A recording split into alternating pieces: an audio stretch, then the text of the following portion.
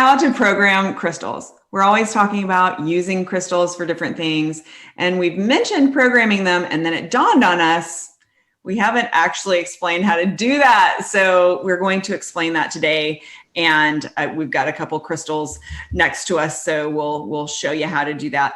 Before we show you that, can you please check and see if you're a subscriber here? And if you're not, click that subscribe button and the bell next to it so that you'll just get notifications when you're on YouTube about us dropping a new video to help you, just like this. Yeah. All right, so programming. I have some of my favorite crystals here with me. Let's go through it. So as we've talked about before in a previous video, we know how to cleanse our crystals, and just one easy way you can do it that's safe for all crystals is just lighting some sage and just going around and around to make sure it's cleansed. And then you want to make sure you have an intention. So that really depends on the crystal. As we've talked about before, if you want to work with quartz, you can program it for anything, any intention. And I'm going to start with quartz today. Okay. So what I do is I just hold it in my hands. And again, I just close my eyes and think of the intention I'm wanting it to radiate or to do. So today we're going to have this quartz really bring peace and calm and joy into the home. And as I envision that, I envision white light moving into the crystal. I might even visualize what peace or calm, love in the home looks like. And you kind of just know when it's done. Like right now, I can still feel the energy still moving into the crystal.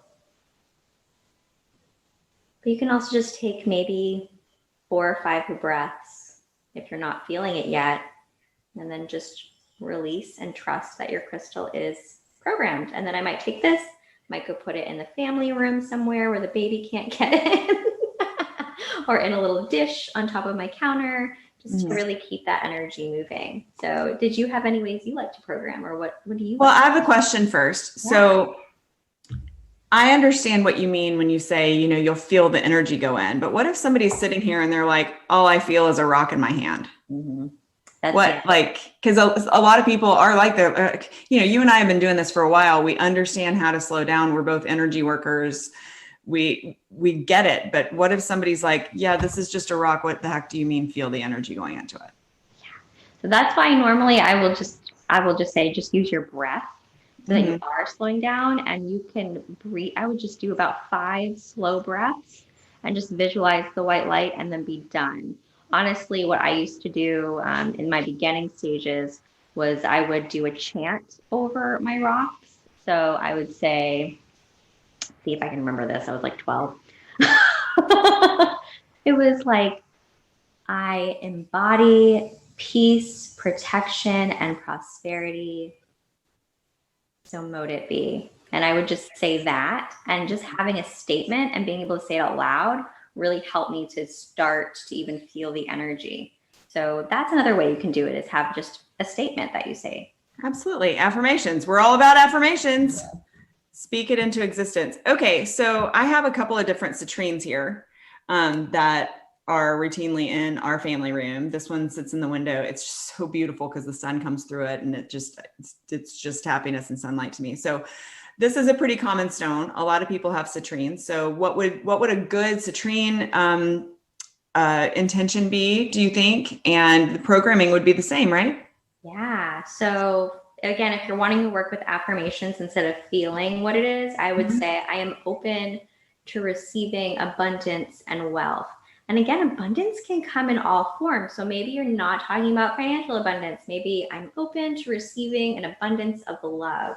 Really being clear about what type of abundance you're open to receive. Yeah. Right. Absolutely. So one of my other favorite stones, and I'll go through how I programmed this. This is my celestite, and celestite is very good for connecting with your higher self. It is, connecting with that super conscious, and I use it a lot in my meditation, but it also, again, sits in my family room. And my programming of this, It's a very lunar stone, and so moon baths are very important for this. And before Pixie and I started recording this, she said, "Well, you know, some stones aren't supposed to be in the sun. Some stones, like, don't put them in water, and this and that." So, you know, just make sure if you have questions about a specific stone, make sure that you're putting them in the comments, and we can come say, like, "No, this isn't a, you know, the sun would be better for this one, or the moon would be better for this one." We're happy to give you that guidance like that. But, you know, my programming of this is moon bath, and then again, holding, like, being grateful for that energy, that it's harnessed. And every single, you know, every month when I give it its bath under the full moon, you know, I'll come back in and I'll reset that intention.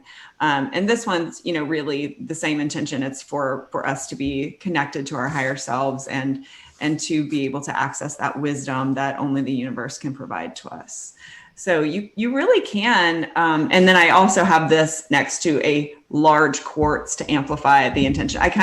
All my stones kind of have a buddy system. They're all buddies with a quartz, because quartz is an amplification. So yeah, but I love doing that. I've also, like you said, you know, you can cleanse with sage. That's pretty easy. And then selenite is a cleansing stone. One other way that I like to program, and I usually have them really close to where I am, but they're not here right now. I must have moved them. I have some chimes that are really beautiful tones that are very pleasing.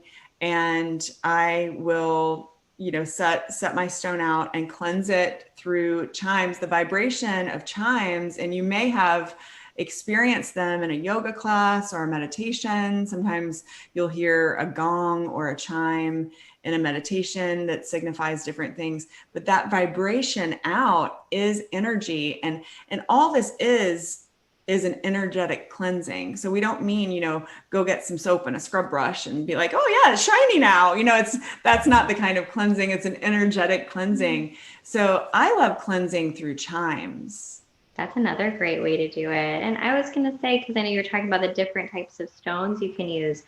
There's so many different crystals, and I invite you to, whatever crystal you're drawn to, definitely go look up the metaphysical properties so you can see what type of affirmation or intention you should be setting with that stone. That's a really good thing to do. So yeah, that's another. You know, and what we'll do for you as well, and if we can get it done by the time this video posts, then check out the video description to see if you have a little gift down below, because we can put together a basic crystal guide with just some beginning stones so that you can understand the meaning of them, you know, what common uses for those stones are. So we'll help you out there, just like we've done with our numbers guide. Yeah, absolutely. Fantastic. All right, cool. Everybody, make sure you check, see if you're a subscriber. If not, hit that button and the bell, and we will see you next time for some more woo-woo stuff. Okay.